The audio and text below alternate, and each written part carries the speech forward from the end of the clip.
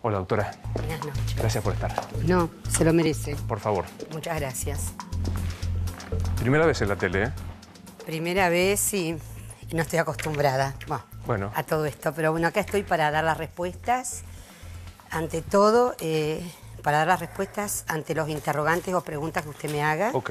Ante lo que yo también quería transmitirle, porque por ahí es bastante extenso dentro del plazo de tiempo que tenemos. Tenemos 50 minutos para charlar, así que... Está bien, pero quiero dar una respuesta a la ciudadanía. Arranquemos A la primero. ciudadanía. Dígame. Más que a los amigos, a los afectos, a las familias, a la ciudadanía, que muchas veces he sido descalificada por algunos sectores de prensa, por opinólogos, de manera muy burda, muy grotesca y muy infundada, directamente infundada. Yo no respondo en el mismo tenor o de la misma manera a nadie. Yo voy a dar hoy las respuestas y respuestas que nunca se habían dado antes. Se han dicho muchas cosas de mi persona que no están acreditadas y que la causa de lo que hablemos hoy va a reflejar lo que es la verdad. Bien. Yo voy a hacerle preguntas lo más legas posible, lo más Está bien, no ¿cómo jurídicas no? posible para... Después de haber investigado, para usted, ¿a Nisman lo mataron o se suicidó? No puedo afirmarlo, pero no puedo afirmarlo por determinadas circunstancias. Durante toda la instrucción, la causa estuvo bajo mi órbita 11 meses. Nada más que 11 de los 2 años que tramitó. A los 11 meses reasumió el juzgado 25, la autora Palmaguini. Hicimos innumerables medidas de prueba, que podemos luego hablar de ellas, tendientes a demostrar la verdad. Cualquiera de las 3 hipótesis es la verdad. Un suicidio, una inducción o un homicidio. Y sobre la verdad construir un dictamen, llegado la oportunidad o el caso. No pude elaborar un dictamen, muchos pensaron por qué la doctora Fein no cerró la causa, no elaboró un dictamen, porque quedaban respuestas pendientes que todavía no llegaron, como los emails de Estados Unidos, de los correos privados del doctor Nisman, de las cuentas de correo, porque yo pedí un allanamiento en el mes de noviembre del año 2015 al juzgado en la localidad de Paraná, Entre Ríos, que después me puede preguntar, porque había que resolver cuestionamientos pendientes y no es prolijo, no era prolijo siendo yo magistrada y tampoco era en tiempo oportuno, hubiese sido prematuro, enrolarme en una teoría. Pero digo, de las 3 hipótesis que usted manejó, ¿alguna se acerca? ¿Había más probanza porque fuera un homicidio, una inducción o un suicidio? Lo único que le puedo decir que de las 3 hipótesis no había ninguna prueba certera, precisa y contundente durante el lapso que tuve la causa y luego el juzgado 25, que tuviéramos una prueba contundente de homicidio. No había ninguna prueba. No, contundente y precisa, no. No. Buscando pruebas contundentes. Como para decir, bueno, estamos frente a un homicidio y tenemos. Tampoco puedo decir que no apareciera o que no, con el tiempo no se configurara esa medida. Como le digo, yo de haber tenido los emails de los últimos tiempos del doctor Nisman y de haber podido recopilar su historia informática de vida, de amenazas, no amenazas, con quienes frecuentaba, con quienes se hablaba, quizás hubiésemos podido construir una hipótesis. Yo la última vez creo que hablé con usted fue cuando hice un entrecruzamiento de llamados encomendado a la división fraudes bancarios. La nombro a esta división porque ha sido loable el trabajo. Fue muy profundo, con los teléfonos Nextel que teníamos en su oportunidad, de algunos ex agentes de CIDE y otras personas.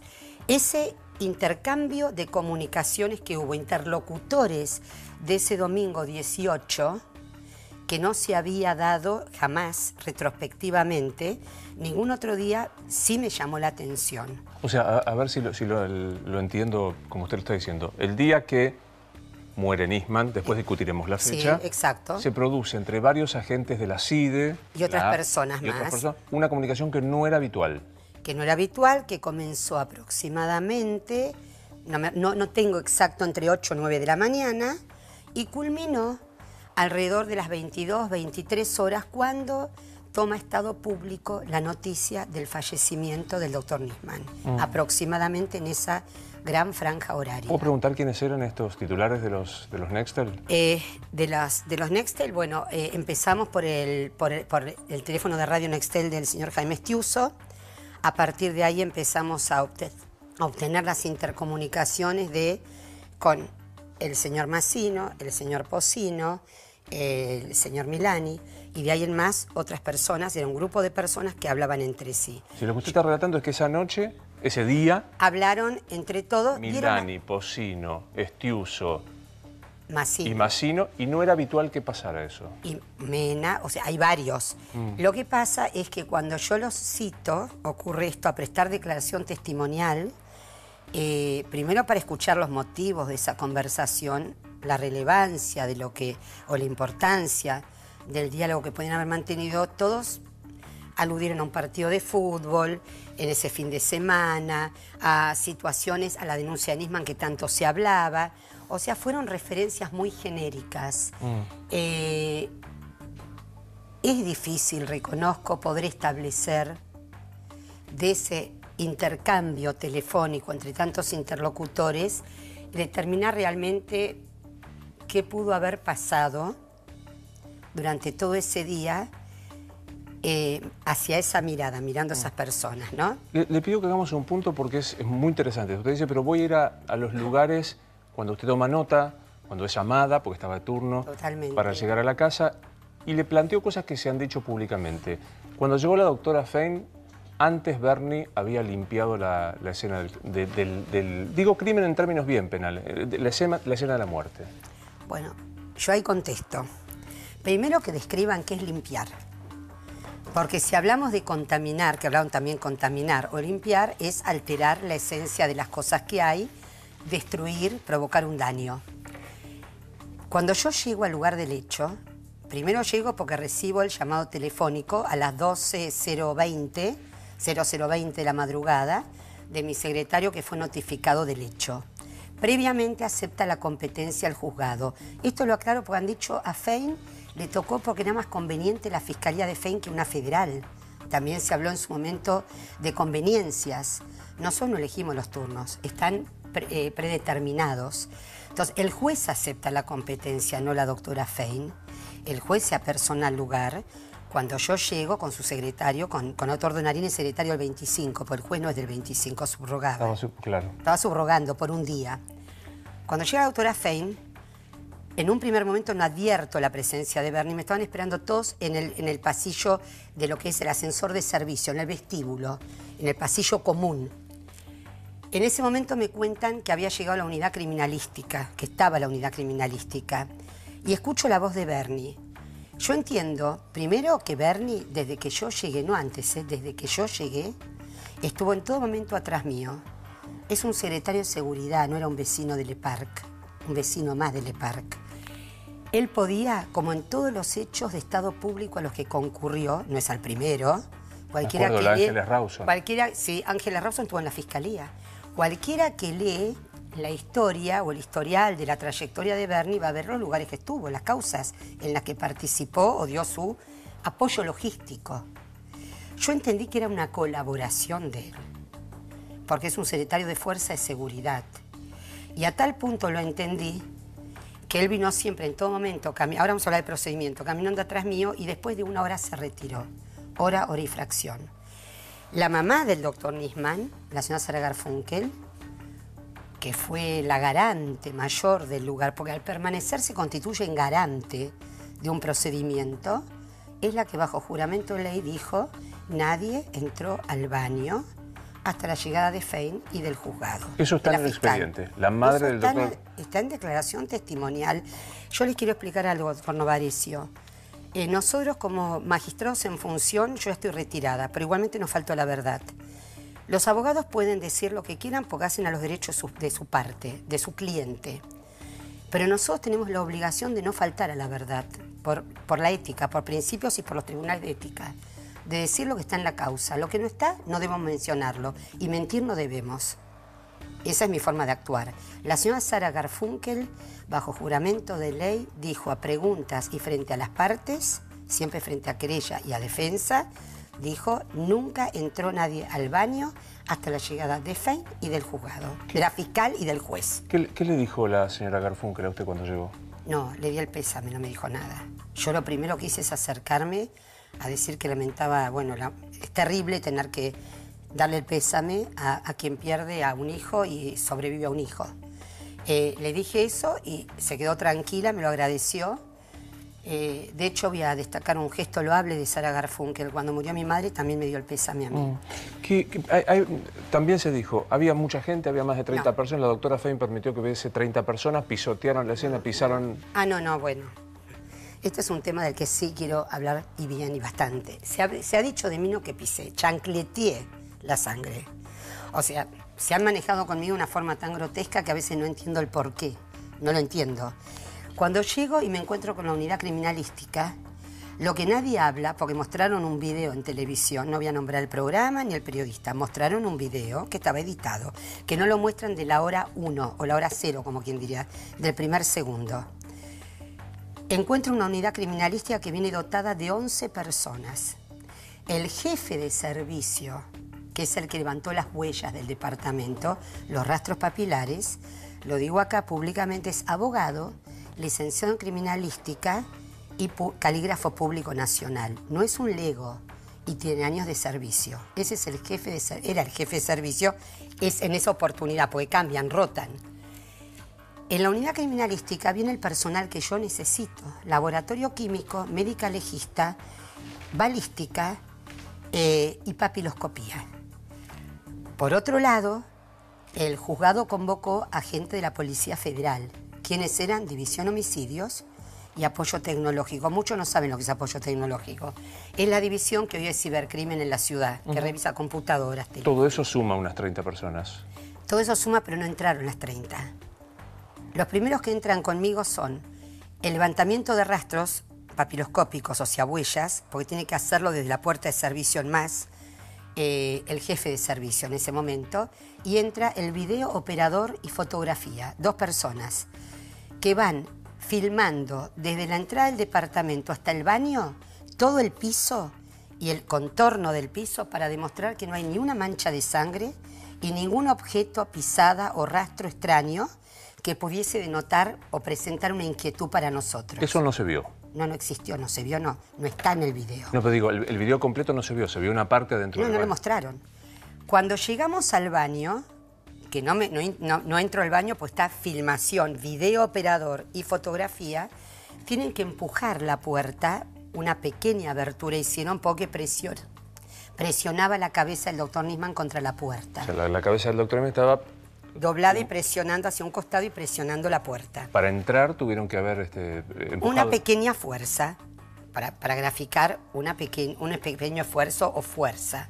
Pero abrieron una pequeña abertura que entrara la filmadora y la máquina de fotos. Sacaron fotos y filmación de todo el baño sin presencia humana, el lugar donde yacía el cuerpo del doctor Nisman, todos los patrones de manchas de sangre, todo el bañitorio, todo en su estructura completa el baño, y eso se hace para fijar imagen y salvaguardar el lugar.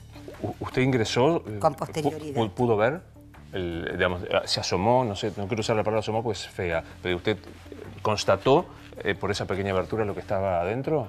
Yo cuando se retira videofilmación y nos ceden el paso y esa abertura se hace un poco más grande para pasar mi cuerpo de costado, hago pasar en ese momento recién a la médico legista, que ese es un dato que hoy le voy a dar, al personal de laboratorio químico y al personal de balística por el arma que estaba en el lugar. Entonces, cuando entran ellos, convoco a un testigo presencial que se ubica en el baño para observar todo el quehacer. Los testigos presenciales, todos, que fueron muchos porque iban rotando, ya declararon ante el juzgado del doctor Ercolini y ya dijeron que no observaron ninguna irregularidad. Todos los testigos de actuación que estuvieron toda esa noche y madrugada. Usted puede, digamos, usted está contando lo que hizo desde que llegó. Total, y le puedo abreviar. Fue escalonada la entrada, no fueron que... Los que estábamos presentes, sí, en forma permanente, éramos 5 autoridades judiciales. ¿Usted puede garantizar que antes de que usted ingresara no haya ingresado nadie a ese baño para alterar la escena de lo que se encontró? Yo debo creer en las palabras de la señora Garfunkel primero. Si no, no sé en dónde estaríamos parados. No puedo dudar de las palabras de la madre de Alberto Nisman. Porque antes ingresó la emergencia privada. Sí, pero miró desde la puerta. Nunca ingresó al baño. Y esto está declarado en la causa. O sea, la mamá dijo, nadie ingresó. Nadie ingresó. Y aparte hay un detalle fundamental para pensar que nadie pisó la sangre o ingresó.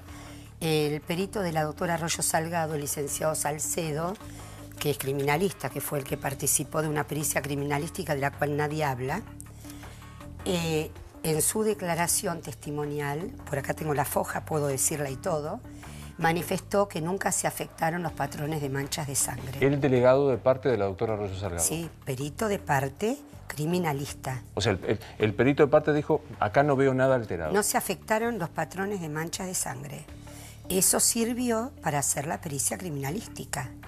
Porque un baño que está bien conservado en cuanto a los patrones o manchas va a permitir a cada perito de su perspectiva establecer cómo se encontraba Nisman al momento del disparo. Se achacó que en la tarea que usted estaba allí no hacía, porque había expertos, se limpió mal el arma, se colocaron los proyectiles sobre el bidé y esto se hizo perder... Se colocó el cargador, creo, sobre el bidé, si no me equivoco.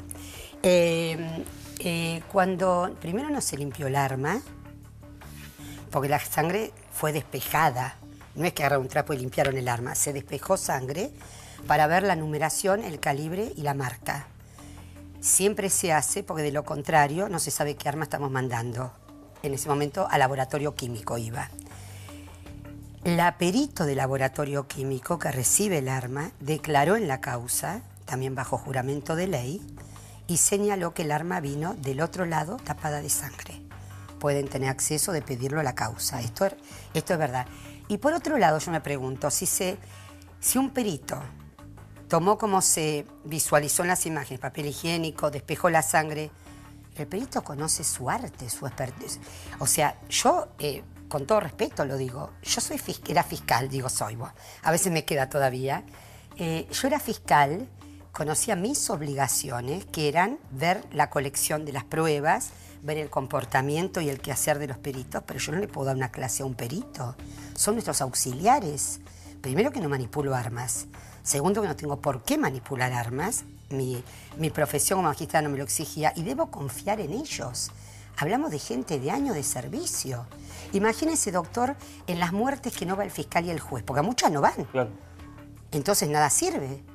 Imagínese, doctor, y le hago esta pregunta, si la doctora Fein no hubiese entrado al baño. Podía quedarme afuera. Nada me obliga a estar dentro del baño, había un testigo.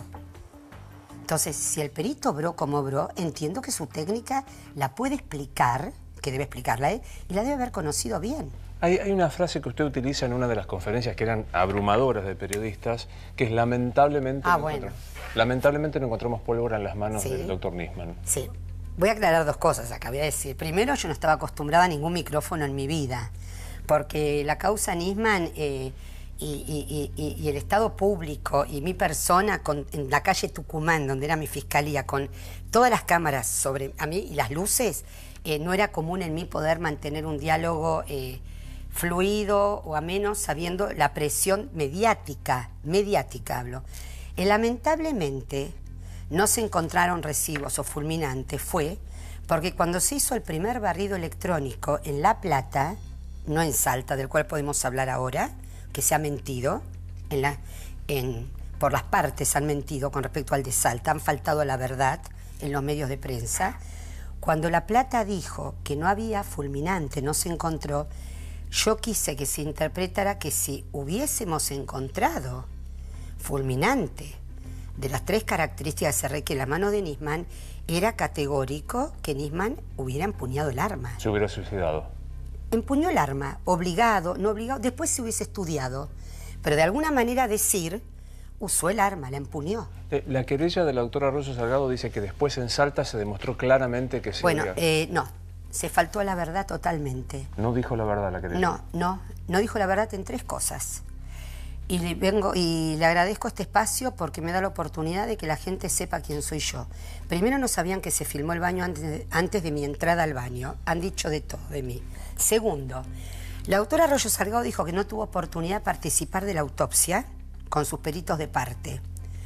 Y se compara siempre esa situación con causas recientes. Todos tuvieron perito de parte. Por ejemplo, Maldonado, la doctora, la periodista de hace poco que falleció.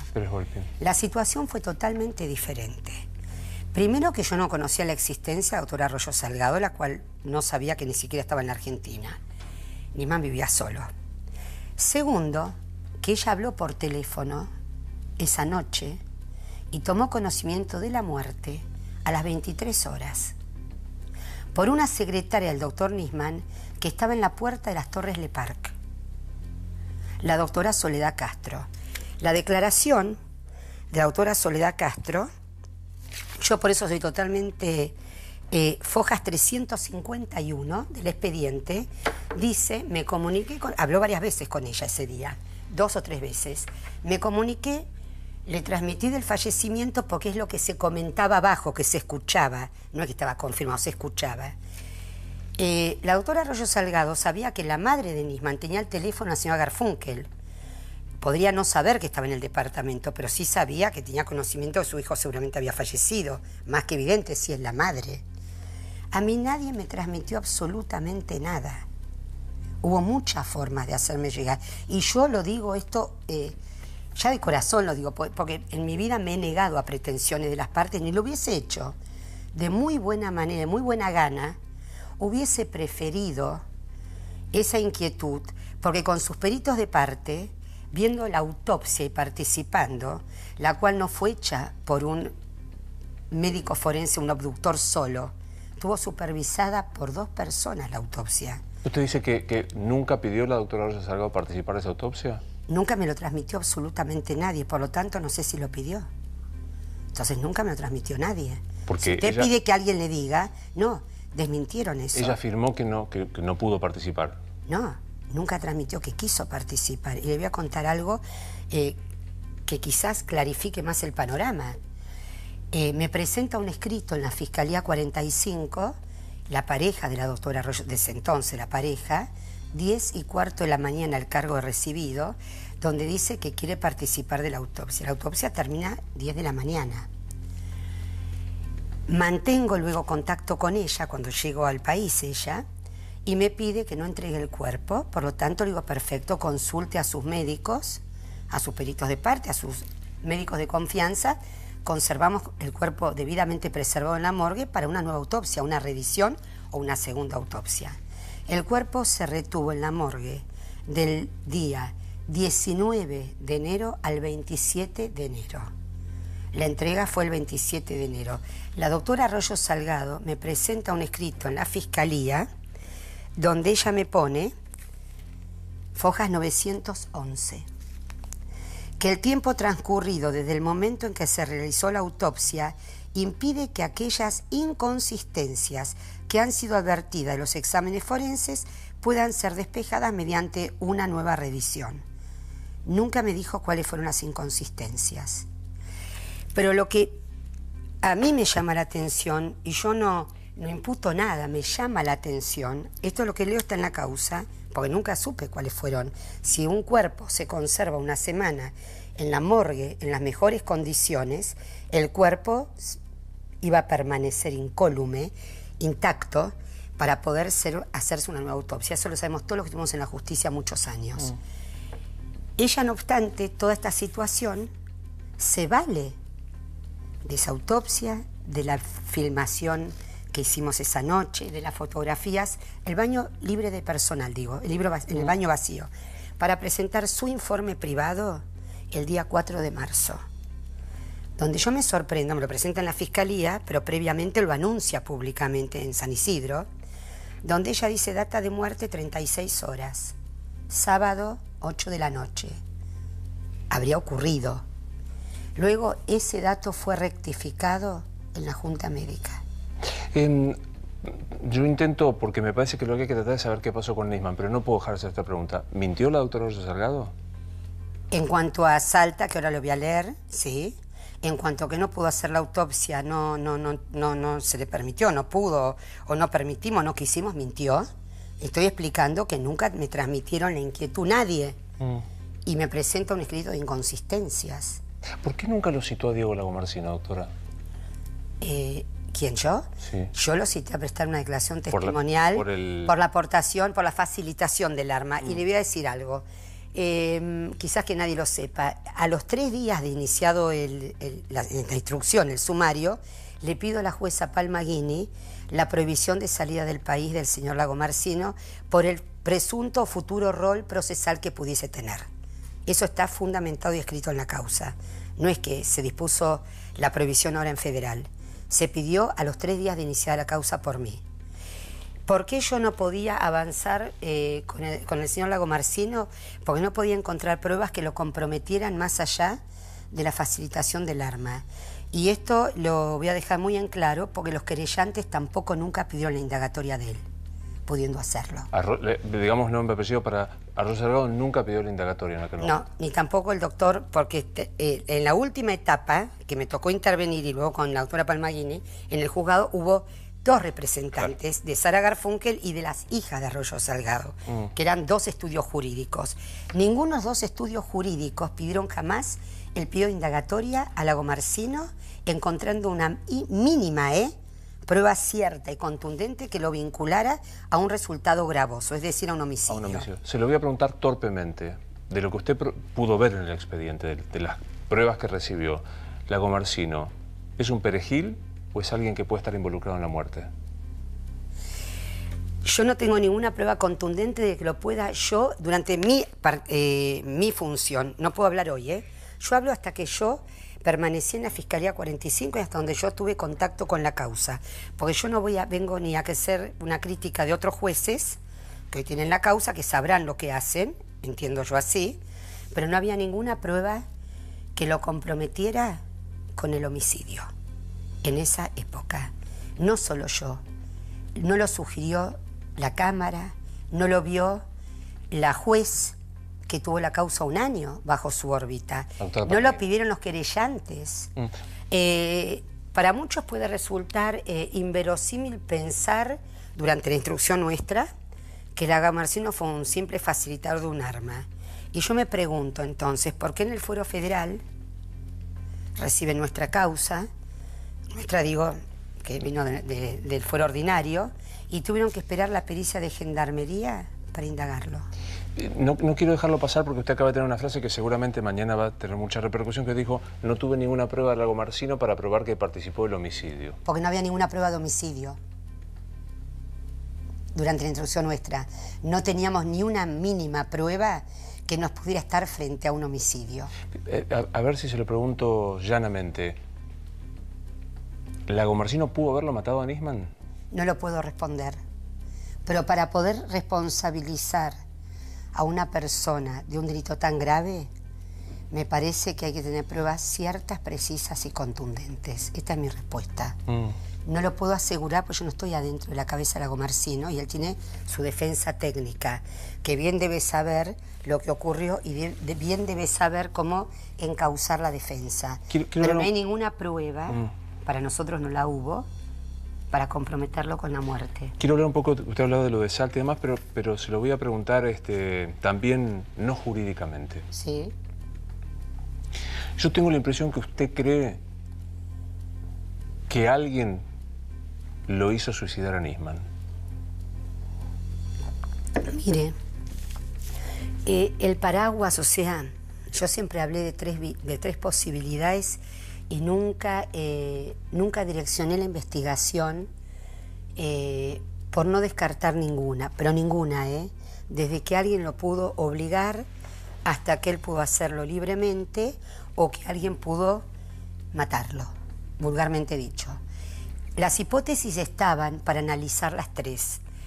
Por eso, cuando yo hago las pericias, dispongo la junta médica, dispongo la pericia criminalística, dispongo a fraudes bancarios, los cruces de llamados, Nadie habla de las pruebas que hicimos, que ni se comentaron nunca. Hicimos un relevamiento del complejo Le Parc con una división operativa muy específica, que nadie la conoce, tiene siglas DOTE se llama, de cámaras, puntos ciegos, cercos perimetrales. Hicimos un relevamiento de las cámaras de ingreso y egreso de pasajeros. ¿Pero no era que no funcionaban? Sí, casi la mitad funcionaba. La cámara del ascensor de servicio,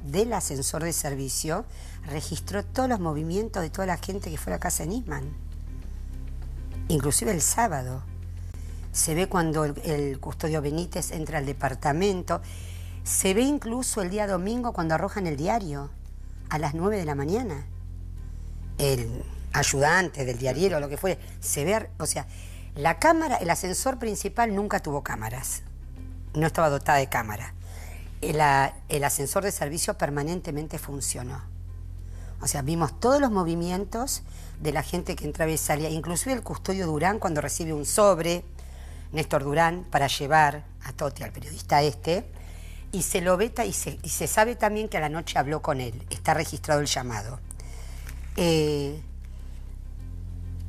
esta investigación, si hubiese habido algún tipo de cuestionamiento o irregularidad o anomalía, busquemos la forma que nos guste, no me hubiese apoyado mi superior jerárquico, el doctor Ricardo Sáenz, y esto lo digo públicamente, porque en la Cámara del Crimen, en un incidente que tramitó y en una resolución del 1 de septiembre del año 1/9/2015, cuando le piden la palabra a él para ver si tenía que reasumir Palmagini o quedaba todavía bajo mi órbita, los querellantes querían sacarme la causa y planteaban la recusación, plantearon la recusación, no lo lograron, luego también que reasuma la doctora Palmagini.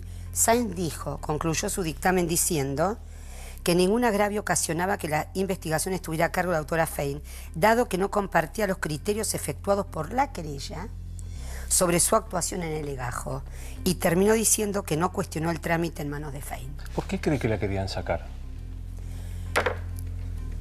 Porque yo soy imparcial, soy transparente, y esto lo digo, no es narcisismo, lo digo por mi larga carrera y porque hago todas las medidas, no me condiciono a nadie ni a nada y busco únicamente la verdad, cualquiera fuese esa verdad, únicamente.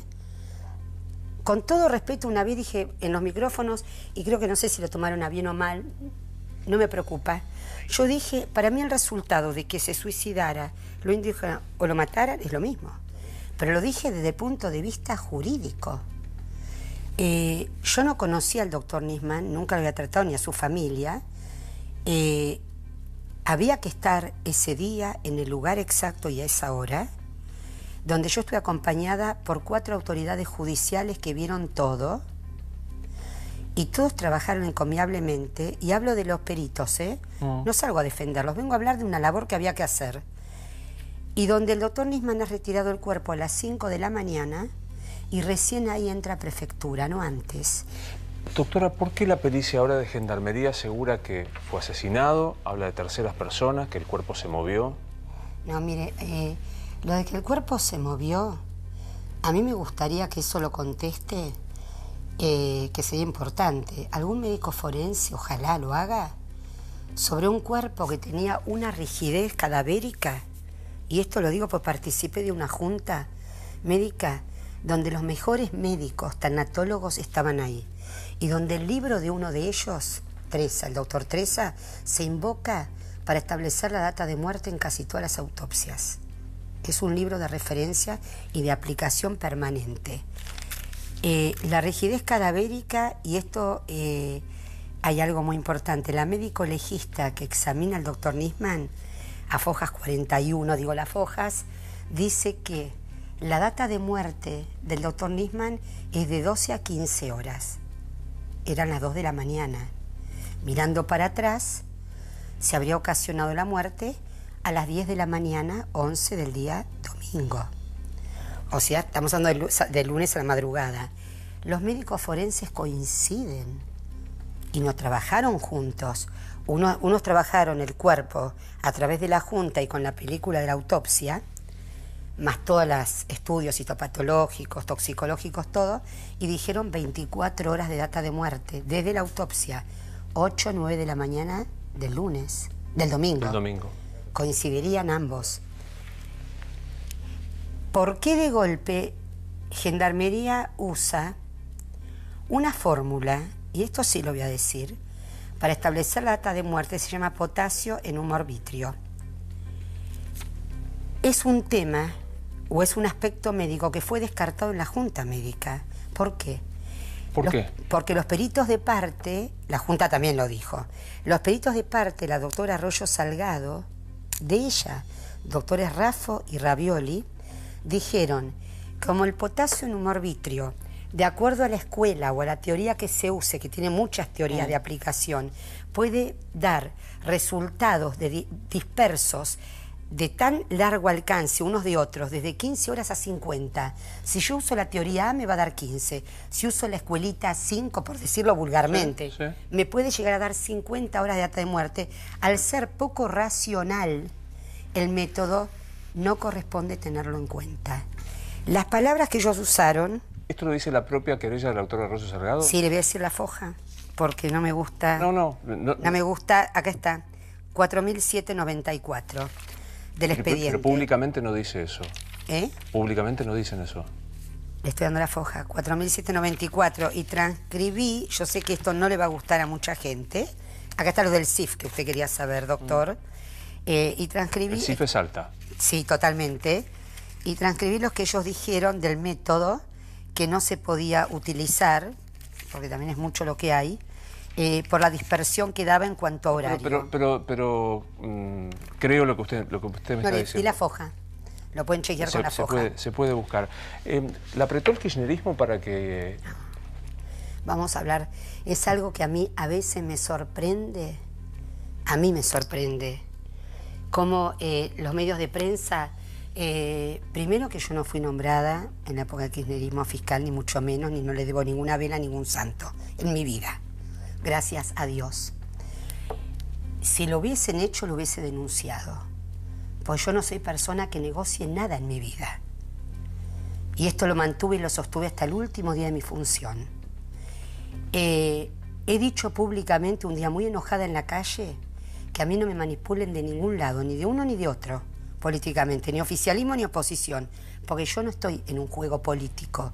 Mi función era fiscal e investigar, no hacer política. Y de hecho, todos los que me conocen de mi fuero saben que jamás me he manejado en la política, ni lo haría hoy, ni lo haría hoy. La versión de que fue asesinado y que se alteró la escena del crimen, la pone a usted... Bueno, hoy de hecho usted está enfrentando una causa judicial, acaba de recusar el juez. Sí, lo acabo de recusar, ayer presenté la recusación.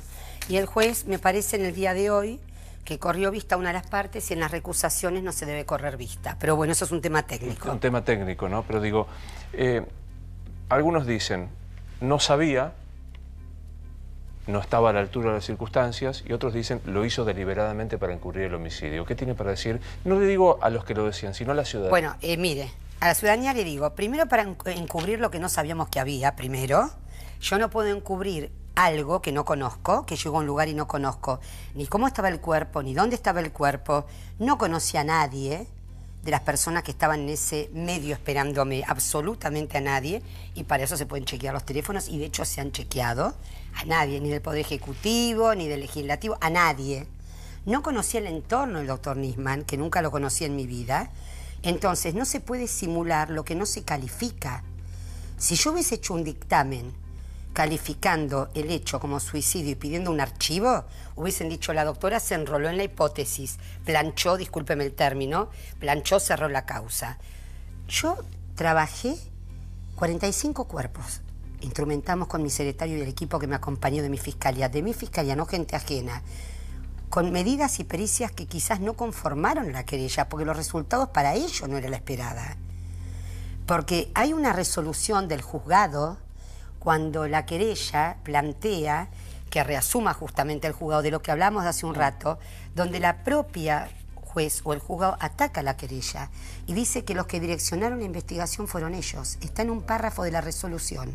Doctor, no quiero dejar de preguntar... No, pero yo quiero decirle a la sociedad que se ha mentido, se ha ensuciado mi persona de una forma totalmente gratuita, porque la imputación que a mí me hacen, y hablando de eso a la sociedad, donde se ha dicho, por ejemplo, que el decir por el micrófono que la autopsia informa que el doctor Nisman tenía un autodisparo y que presentaba un espasmo cadavérico, ¿sabe qué es? Que yo transmití, que está a Fojas 95, transmití el informe de adelanto de autopsia que me informó el doctor Treza.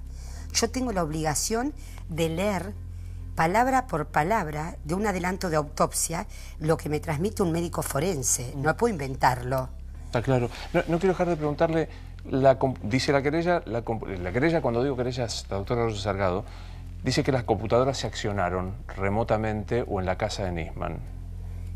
Bueno, está el informe de cibercrimen, que fue el informe que se hizo sobre todo el material informático, teléfono, celular, computadora y los 2 chips, el celular de Nisman, donde se concluyó diciendo, y lo firmaron los peritos informáticos, Pressman y Torok, de ambas partes, defensa y querella. 2 peritos informáticos hubo, de los 2 muy capacitados. No se va a poder nunca establecer si el borrado fue remoto o local. Nunca. No se podrá establecer. No hay capacidad técnica para hacerlo. No hay forma de establecerlo. ¿Y esto está aceptado por la doctora Arroyo? Lo firmó el perito de ella, el ingeniero Pressman, doy nombre y apellido. Y aparte hay algo muy importante, en un programa de televisión llegaron a decir que se colocaron 3 pendrive, 2007, en la computadora de Nisman, lo cual podría denotar que habría un ajeno al departamento manipulando la computadora. La misma pericia, el mismo organismo, cibercrimen, determinó que eso se debió a un error, a un problema del programa Windows, que no fue producto del obrar humano. ¿No le llamó la atención no encontrar huellas digitales en el departamento? Se encontraron 16. Se encontraron 16. Después acá está lo del CIF que quedó, ¿eh? Sí, lo de la... Sí, que es lo más grave, que han faltado a la verdad. Yo no digo mentir, faltar a la verdad. El jefe de servicio levantó 16 huellas, rastros papilares, por eso el departamento quedó como quedó, con el polvillo en todos lados, se ve en el video. El dueño, cuando observó eso, se dio cuenta de todo el trabajo de rastros que se hizo, de los cuales 5 eran aptos para el cotejo, 11 no eran aptos. Porque hay que tener una cantidad 12 puntos característicos debe tener cada impronta para estar cerrada y completa. 12 puntos característicos y nitidez. Puede ser que se tengan los puntos, pero no la nitidez. ¿Y de los 16 de quiénes eran? 2 correspondieron a Alberto Natalio Nisman. Los otros 3 de esos 5 que servían, hablamos de los 5 que servían, los otros 3 fueron cotejados con el legajo de Sara Garfunkel, con el legajo de Diego Lagomarcino, con el legajo de Gladys Gallardo, la empleada doméstica, espero no olvidarme de nadie, y después se cotejaron con el AFIS, que es el sistema computarizado de huellas de rastros papilares. Negativo. A nadie, negativo. Y los 11 restantes que se levantaron, por la falta de nitidez y por la falta de completud, o sea, no estaban totalmente cerrados, no pudieron ser objetos de cotejo. Nos queda no mucho tiempo, pero quiero dejar primero hablar del tema de Salta, que la primera pericia aquí dijo no hay restos ni de antimonio ni de... Borio y plomo. Y plomo. Salta dice sí los encontramos. No, Salta dice el 10 de febrero, lo voy a hacer muy breve, 10 de febrero, primera pericia con los 2 frasquitos, fueron diferentes las pericias. Se llevaron 2 frasquitos con lo que se levantó, las muestras levantadas de las manos del doctor Nisman. Se dijo, sobre las muestras analizadas se hallaron partículas consistentes, no 13, con residuos de disparo, las que son definidas como aquellas que pueden estar asociadas con la descarga de un arma, pero no estaban las 3. Pero también podrían originarse a partir de otras fuentes no relacionadas con una deflagración de armas, es decir, fuegos artificiales. Pero aclara, ahí viene, cuando se conceptúa que no se hallaron partículas de residuos de disparo, no se está afirmando que la persona muestreada Nisman, no ha disparado un arma de fuego, ya que la ausencia de dichas partículas pudo deberse a factores como que la sangre los hubiera borrado, lavado de manos, frotado de manos, fichaje, factores ambientales, sudoración, o ha transcurrido mucho tiempo entre el disparo y la toma de la muestra. Eso lo dice el CIEF Salta. Y es categórico, ¿no? No obstante, pudo haberla disparado. Y la última pericia, que es la categórica, que se apoyan en esa las querellas, que dicen que los 3 disparos, en 3 habitáculos diferentes, se disparó el arma. Yo le pregunté a Salta, 2 semanas antes, cualquiera fuese el resultado que se obtenga del disparo, del arma, de la pistola 22, calibre 22, ¿se puede recrear la escena? Porque una cosa es disparar en un gabinete, y otra cosa es la escena que yo me encontré. Colocan, contestan, no colocan. El estudio por sí solo no arrojará certezas, sino que generará un marco teórico de referencia que permite analizar posibilidades. No se puede determinar circunstancias ligado al caso. Y ahora viene lo más importante, que nunca lo dijeron. Corresponde a un estudio técnico que, si bien da un marco de referencia, no permitirá recrear de manera alguna el escenario compuesto en el momento de ocurrido el hecho. Doctora, estas son las respuestas de Salta. ¿Quiere decirle algo a la doctora Arroyo Salgado? Yo la respeto porque ella es una magistrada y yo he sido magistrada. Ella notó en las 2 veces que estuvo en mi fiscalía durante largas horas y en las pretensiones que siempre tuvo en cuanto a las medidas de prueba, que siempre otorgué tiempos, paciencia y compartí el dolor de la pérdida de las hijas, del padre que perdieron. Pero no me gustan a mí las mentiras y a mí me han ensuciado gratuitamente. Yo me he tenido que bancar, vulgarmente dicho, muchas felicitaciones, muchas muestras de cariño en la calle de vecinos, y también me tuve que bancar malos tragos de algunas personas en la vía pública por esta cantidad de mentiras de un conjunto de personas y de la prensa también, de algunos sectores, no solo le digo a ella, de sectores de la prensa que sin conocer la causa fueron todos opinólogos.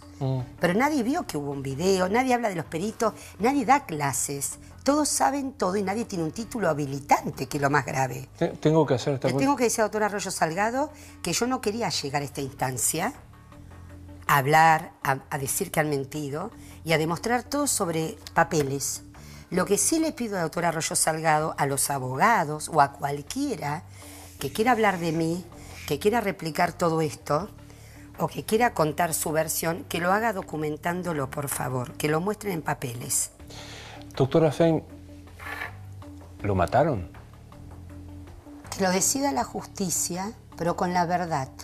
Es lo único que le pido al juez Ercolini y se lo pido también que lo sepa la sociedad. Que si lo mataron y encuentran el responsable y lo ven, pero que se ajuste a la verdad. Únicamente a la absoluta verdad, no manipulaciones ni mentiras, a la verdad. ¿Cree en Dios? Sí, totalmente creo en Dios, totalmente. Y porque creí en Dios me mantuve con la fortaleza que tengo hasta hoy, y porque creí en Dios y perdí a mi madre durante la causa Nisman, seguí adelante con mucha fuerza y la entendí no como un desafío a la causa, como una causa más, en cuanto a la importancia, digo, más porque hay mucha gente en N que requiere el mismo servicio, buscando únicamente la verdad absoluta, pero sin manipulaciones, sin intereses y sin mentiras. Yo creo que quizás mucha gente no tenga la conciencia en paz. Yo puedo decir ante Dios que tengo mi conciencia en paz, totalmente. No importa cuál es ya, pero al menos quiero quedarme con la convicción de que usted está íntimamente convencida de qué pasó. Yo íntimamente convencida estoy que durante mi actuación y hasta el momento que la causa va al fuero federal, lo que haga la justicia federal escapa a mi obrar.